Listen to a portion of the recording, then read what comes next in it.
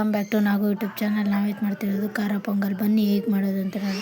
ಒಂದು ಅರ್ಧ ಗ್ಲಾಸಷ್ಟು ಹೆಸರುಬೇಳೆ, 1 ಗ್ಲಾಸಷ್ಟು ಅಕ್ಕಿ, ಒಂದು ಕುಕ್ಕರ್ ತೊಗೊಂಡು 1 ಗ್ಲಾಸಷ್ಟು ಅಕ್ಕಿ ಹಾಕಿ ಒಂದು ಅರ್ಧ ಗ್ಲಾಸಷ್ಟು ಹೆಸರುಬೇಳೆ ಹೆಸರುಬೇಳೆ ಹಾಕ್ಕೊಂಡಿದ್ದಾದಮೇಲೆ ಒಂದು 3-4 ಸತಿ ಚೆನ್ನಾಗಿ ತೊಳ್ಕೊಬೇಕು. ತೊಳೆದಿದ್ದಾದಮೇಲೆ ನಾವಿವಾಗ 3-3.5 ಲೋಟ ಅಷ್ಟು ನೀರು ಹಾಕ್ಬಿಟ್ಟು ಒಂದು ಸ್ಪೂನಷ್ಟು ಉಪ್ಪು, ಒಂದು ಅರ್ಧ ಚಿಟಿಕೆ ಅರಶಿನದ ಪುಡಿ ಹಾಕ್ಬಿಟ್ಟು ಲಿಡ್ ಕ್ಲೋಸ್ ಮಾಡಿ ಸ್ಟವ್ ಅಂಟಿಸಿ 1-2 ವಿಸಿಲ್ ಬರೋವರೆಗೂ ಕಾಯಬೇಕು.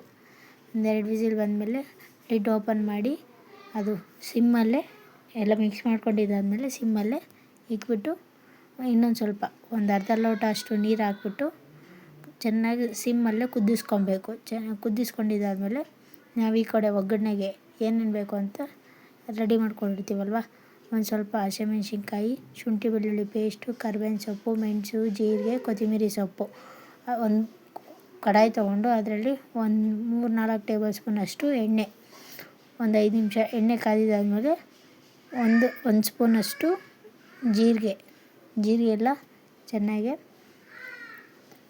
ಚಟಪಟ ಅಂದಮೇಲೆ 1 ಸ್ಪೂನಷ್ಟು ಮೆಣಸು ಹಾಕ್ಬಿಟ್ಟು ಒಂದು 5 ನಿಮಿಷ ಫ್ರೈ ಮಾಡಿದ್ದಾದಮೇಲೆ ಹಸಿಮೆಣ್ಸಿನ್ಕಾಯಿ ಹಾಕ್ಬಿಟ್ಟು ಒಂದು 5 ನಿಮಿಷ ಚೆನ್ನಾಗಿ ಫ್ರೈ ಮಾಡ್ಕೊಬೇಕು. ಫ್ರೈ ಮಾಡ್ಕೊಂಡಿದ್ದಾದಮೇಲೆ ಸ್ವಲ್ಪ ಕರಿಬೇವಿನ ಸೊಪ್ಪು ಅದನ್ನು ಹಾಕ್ಕೊಂಡು ಫ್ರೈ ಮಾಡ್ಕೊಬೇಕು.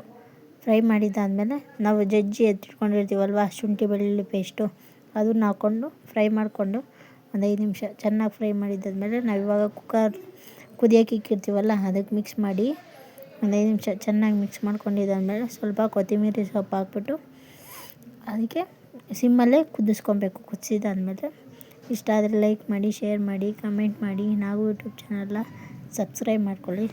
ಧನ್ಯವಾದ.